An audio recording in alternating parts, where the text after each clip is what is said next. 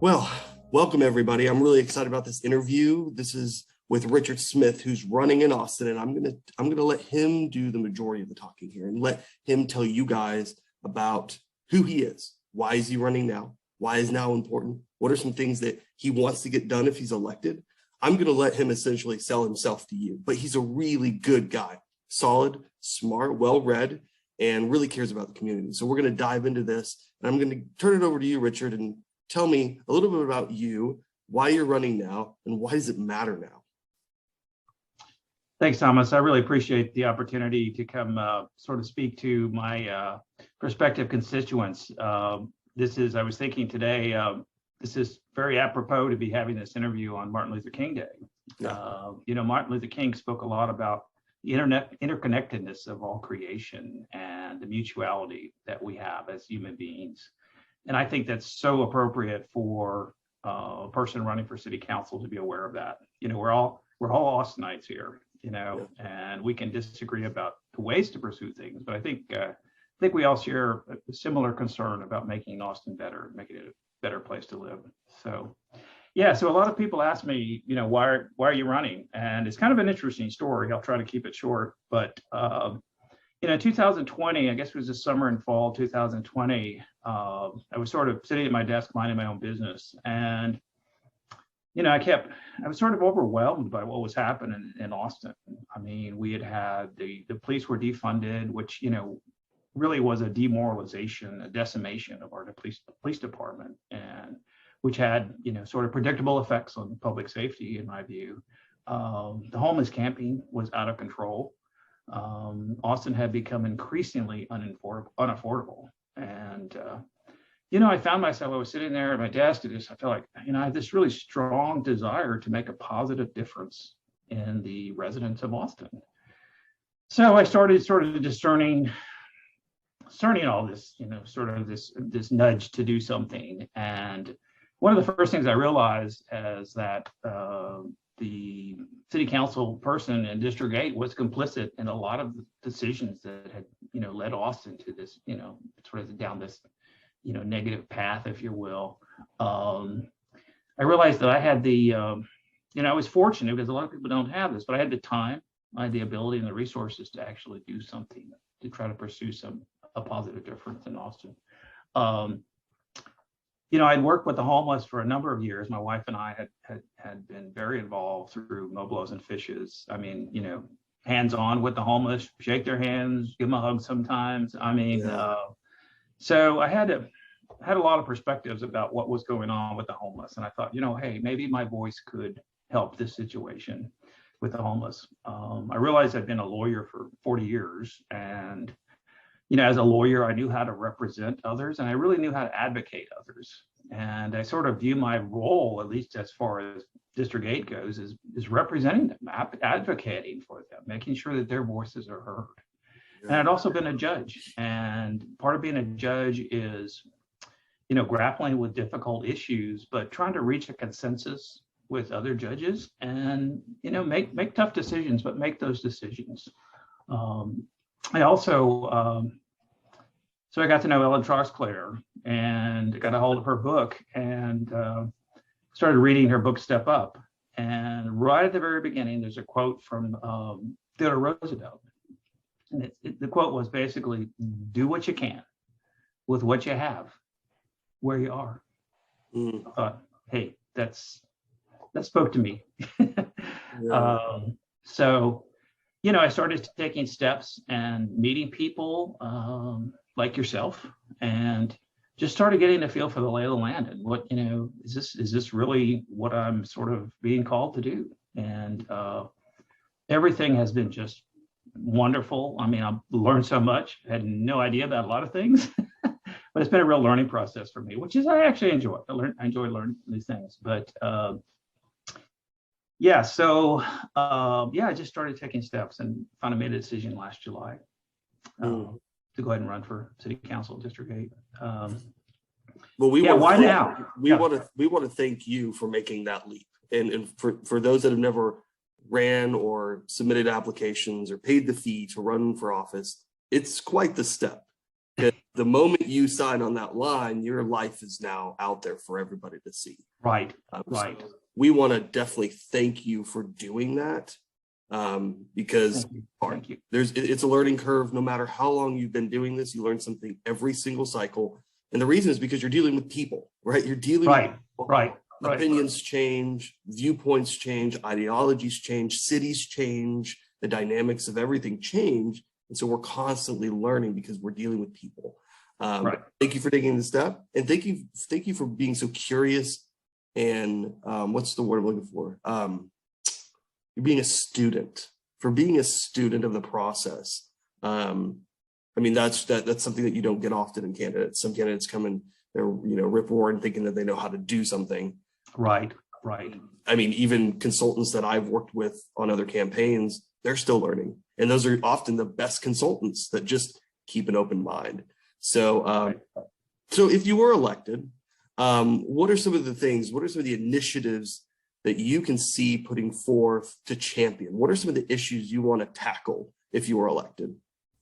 Let me answer it this way. First of all, I want to kind of lay out what I view as, when you say champion, I view sort of some overarching themes, and then we'll get kind of into the weeds of it. The first overarching theme for me is really trying to help refocus city council. I mean, city council needs to focus on, are the residents warm in the winter, cool in the summer? Does the water come out of the faucet when you turn it on? I mean, some of the basic things, I mean, are there, kind of, let's get rid of the potholes sort of thing, but really avoid what I call kind of the sideshows.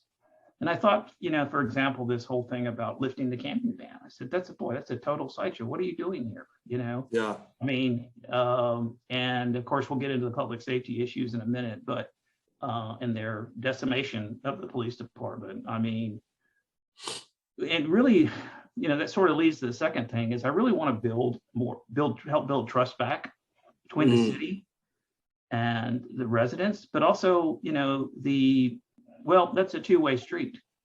I think often that the city council doesn't trust the residents. I mean, at least in terms of sort of the mandates and the orders, you got to do this, you got to do that. I mean, often residents are pretty smart.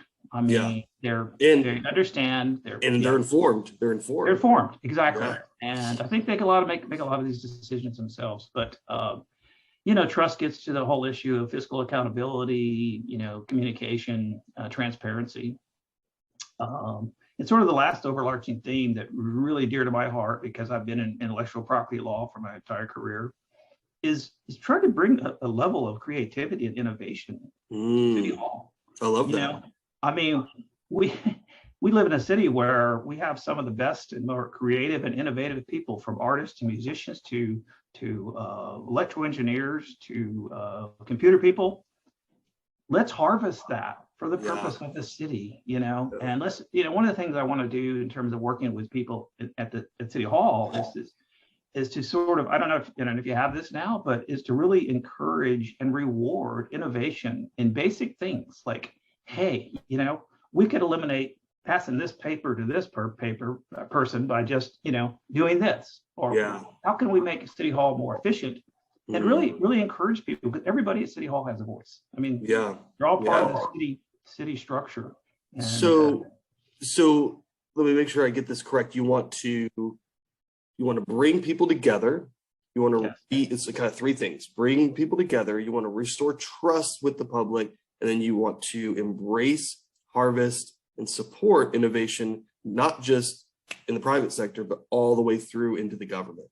Absolutely. That's nice. Kind of cleaning things up and organizing them, and not in a malicious way. You're not going in there to throw. No. You want to go and clean things up, reorganize them, and make things better. I love it. It's very much how your mind works, and I think that's what makes you special as a person, and especially a candidate. You're organizing. You're used to organizing words and law and getting things right where they need to be. Sure. I think that's one of your most unique skill sets that you bring to being a candidate. Yeah, I think so. Yeah. So that's special. So if you were to champion some of those efforts, and that's, a lot of work ahead of you, right? But you're for the job.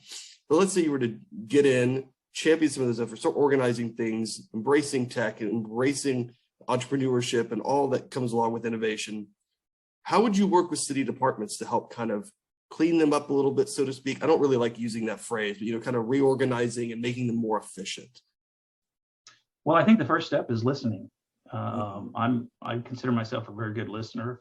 I've had to be that as a lawyer, listening to opposing parties and your clients. But I think first issue is listening, and also the second thing for me is collaboration.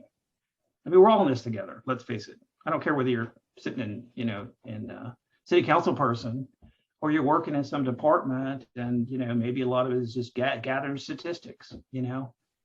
We're all working together. We all have the same voice. We have a voice, right? And so I think listening, collaboration, trying to form consensus about things. That's a big deal. Consensus, basically, I think I've said this before, is that it's not the same as compromise, and I view compromise as kind of like, okay, both sides are going to have to lose here, right? Yeah. Consensus, let's figure out a way to make this work, and maybe just tweaking one side or one view of the other. I mean, or maybe we can put our heads together, come up with a third way that really meets everyone's needs. And I've always been a big team player. I think team is very, very important. Again, kind of back to the original concept of, we're all in this together, and we should be striving for improvements and really further development of City Hall. I mean, what the city does, Yeah. And, No, I mean, I'm just going to ask, so is there any department in the city? I mean, there's dozens of them, right? Sure. Is there any department that maybe you've worked with before, outside of the clerk's office, that you worked with before that you would like to see some things change? Specific departments? I don't think there are. I've been on the Board of Adjustment. I mean, this is where I'm, on the outside. I don't know the departments that someone might say that my first day in office, say, this problem, we have issues with this department, or, hey, when you go down and talk to them, be aware of this, or whatever that. I don't know those things. I've been on the Board of Adjustment for, since last spring, about a year now. And but even there, I don't know enough about the zoning and the actual departments who are making, they're making decisions based on what the ordinances and the regulations require, and that's what they're supposed to do. And so we see people that, hey, I need to have a less of a setback on my house because I'm remodeling and it's an old house and we've got this tree over here that we can't, obviously we're not going to tear the tree down, and little things like that. So, but I have to say, I don't know. I can't think of any particular departments. I take that back. Good. The Office of Police Oversight is a real problem. Okay. I mean, we've seen that, with this latest arbitration ruling. I mean, when you have an arbitrator saying that, the city of Austin is required to cease and desist from threatening individual police officers, I think there can be a lot of improvement there. Office of Police Oversight, and unfortunately for me, it's it crystallizes what sort of a lot of people think, and I certainly think, is that the city has had this animosity really toward the police department. It's a terrible negative. I mean, terrible narrative to be pushing, but it seems like you can always kind of think, well, maybe they do, maybe they don't. But then when you see like this arbitration ruling with these kind of, findings and decision, it's really pretty discouraging. Well, and you are hitting again, and I want to bring everybody kind of around to what we're seeing in Richard as a candidate. Yeah. That is that he's willing to get in the little details. Absolutely. And he's willing to get down because that's how his mind works. And that's what he's been doing for what you said, 30 years.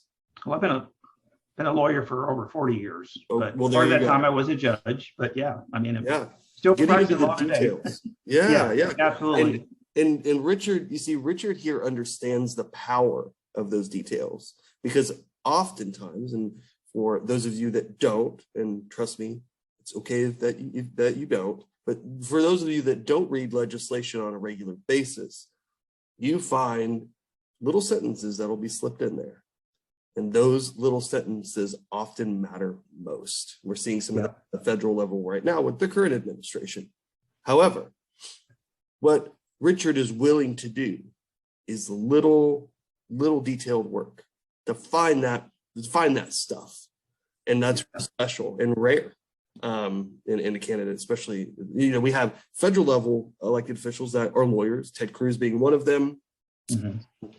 And it makes for really good TV sometimes, especially when he's arguing in a committee hearing. And so I'm kind of seeing that similar path for Richard here. He's willing to get down in those details and find those things and ask those hard questions and reach a consensus that will better the most people. And that's valuable. So police oversight is one you mentioned. But what I was going to say before that bubbled up in your head was it's kind of good that you don't have anything particular in mind, because you go in there with kind of a fresh, fertile mindset.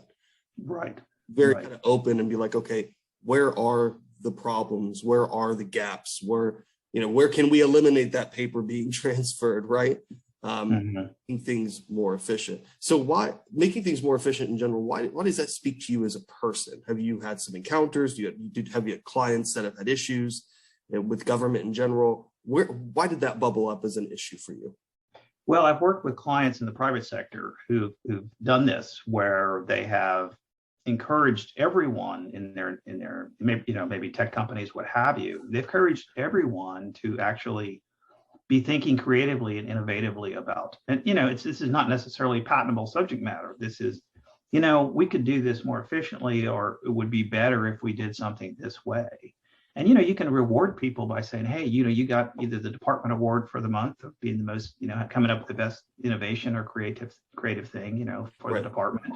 And so, yeah, I've been around, I don't have any patents of my own, but I've been around very creative and innovative people, and I've seen how that process works in terms of, it's cliche to say thinking outside the box. I like to say thinking outside the sphere, because it's different than thinking outside the box, But it is sometimes, in solving problems, I've learned that one of the biggest issues is figuring out what the problem really is. Yeah, that's it's because so many people that the problem is this. It's like, well, wait a minute, is that really the problem, or is there another problem that we really should be focusing on? And so yeah, that's just the way my mind thinks, and what I hope to be able to bring to City Hall. Yeah, and it's interesting that you say half the battle is asking what really is the problem. Yeah. So much of the time, we believe the issue, the surface level issue, whatever it is the actual problem. When you dig down deep, sometimes it's not even the issue at all. Right. A lot of times you'll hear the public talk about certain departments and say, well, we need to get rid of that department head. We need to get rid of that director because they're not doing their job.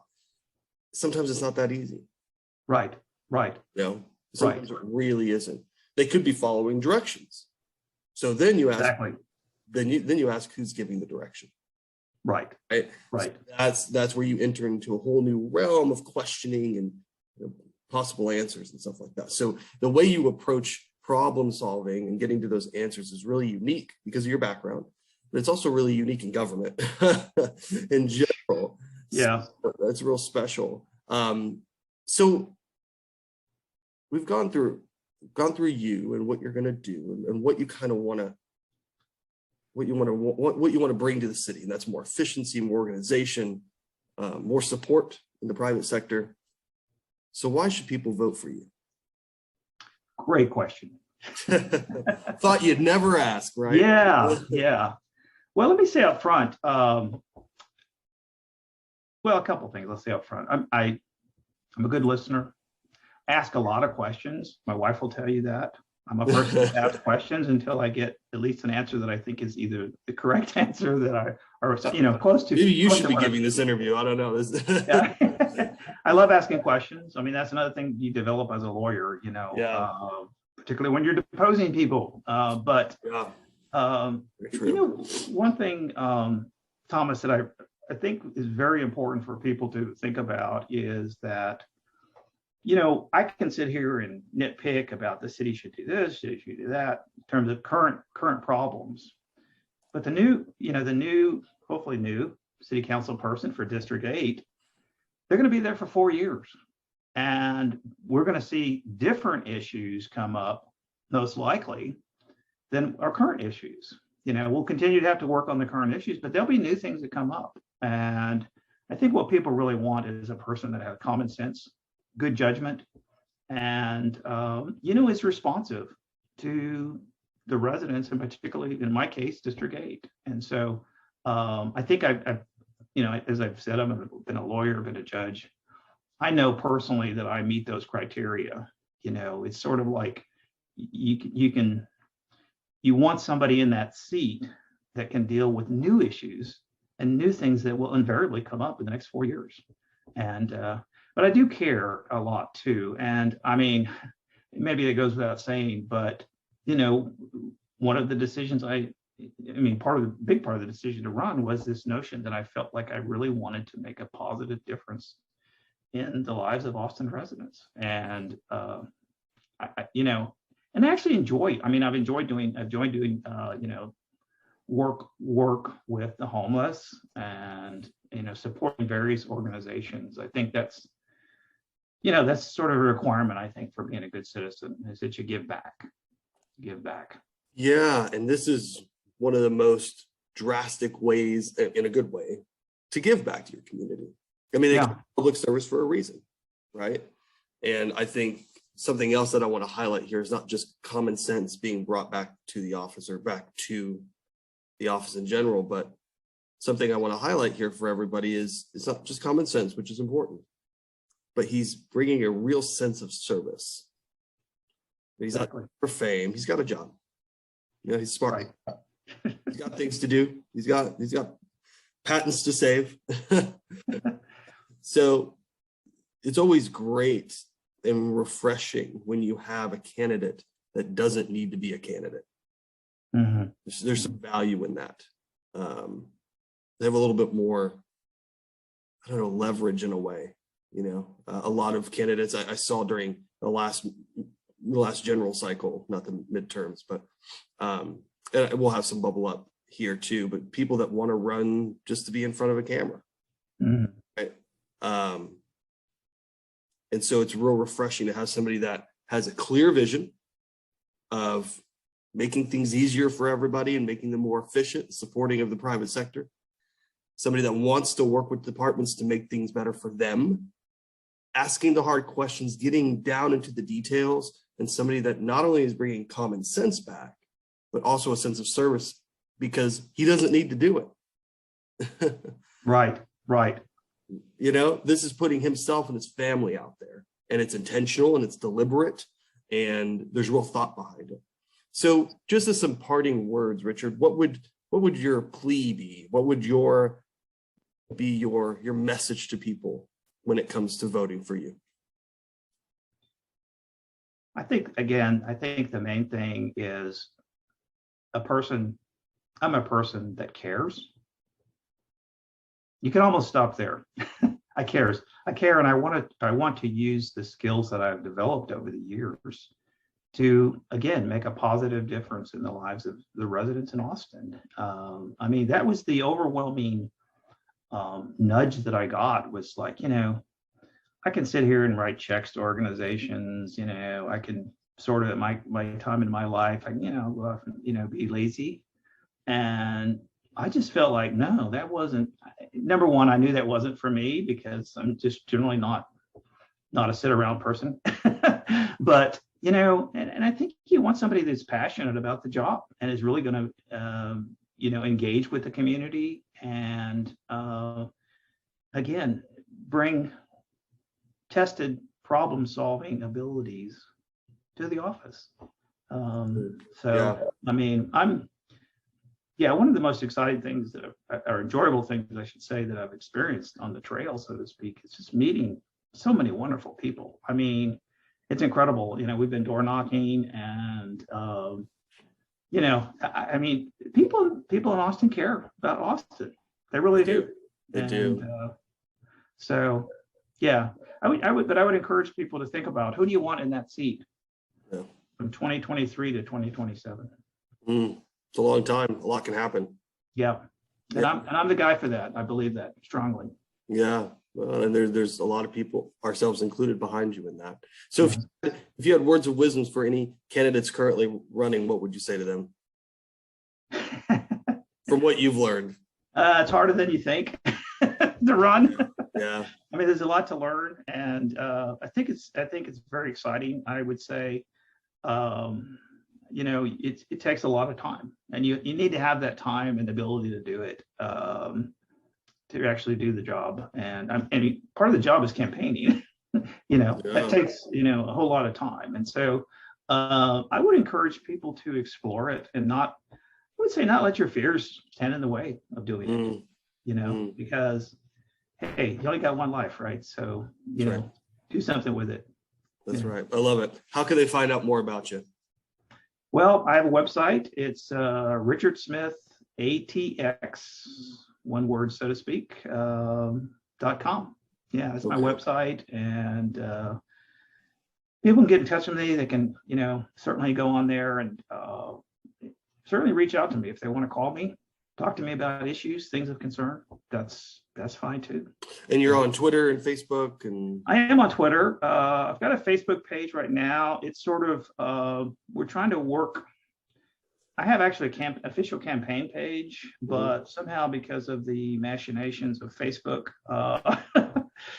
everything's going to my personal Facebook page, which is fine. So in the process, I'm working with my consultant to try to get that an official Facebook campaign page. Good. But they can reach you through the website. I'm sorry. They can reach you through the website. They can reach me through the website. Absolutely. And I'm happy to give out my phone number if that would make sense. Yeah, let's just keep to the website for now. Okay. Because this is going to go on forever. We don't want that floating around forever. Yeah, that's true. That's true. RichardSmithATX.com. And what is your campaign currently needing? Volunteers? What are you kind of stacking right now? Well, we're ramping up on the block walking. Okay. And we need people to put up signs. And if they're willing to block walk, and I will tell them this is the first time I'd ever done it, and it's not as hard or as challenging as people might think it is. It's a lot of fun, actually. Yeah, it's actually a lot of fun, and you meet some great people, and you hear some funny stories, some sad stories too, but you hear some funny stories, and very interesting.